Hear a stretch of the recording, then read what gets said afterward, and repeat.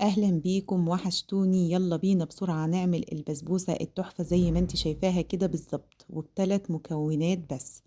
بثلاث مكونات بس مع دقيق السميد. ولو ما طلعتش البسبوسة معاكي بالشكل ده ابقى الغي المتابعة. يلا بينا. اول حاجة هنجيب نص كيلو دقيق سميد، ومعايا كوباية الا ربع سمنة بما يعادل 150 جرام، ويا حبذا طبعا لو السمنة بلدي. هنبس الدقيق السميد مع السمنة كويس جدا، ونتأكد ان السميد كله اتغلف مع السمنة كويس جدا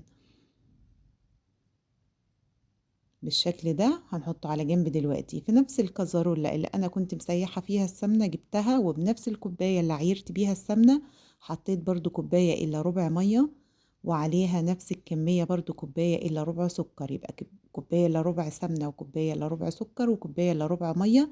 وزودت معلقة عسل جلوكوز عليهم، وعشان العسل الجلوكوز يفك خدتهم ورحت بيهم على النار حوالي كده دقيقتين لحد ما دفيوا والعسل فك شوية. يعني ما يكونوش سخنين، يعني يبقى ايديا متحملاهم، ونزلت بيهم على البسبوسة.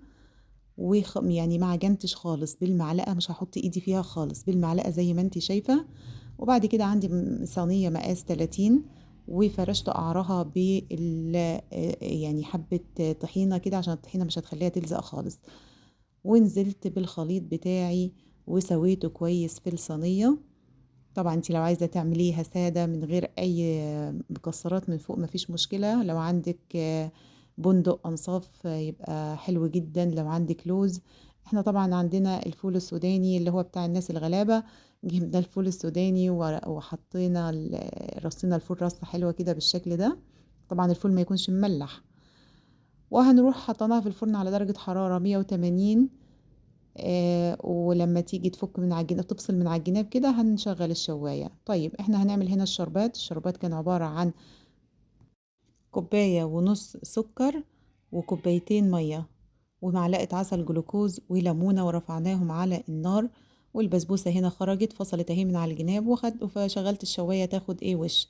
وقال الشربات طبعا سخن نازل من على النار حالا، والبسبوسة طالعة من الفرن حالا. حطيت بس نقطتين فانيليا على الشربات، وسقيت البسبوسة بالشربات وغطيتها، ورجعت لها بعد 5 دقايق شربت الشربات بتاعها كله اهو. هنقطعها مع بعض ونشوفها. ما شاء الله، يعني تحفة تحفة بجد، جربوها. وطريقتها سهلة جدا جدا، مفيش أسهل من كده.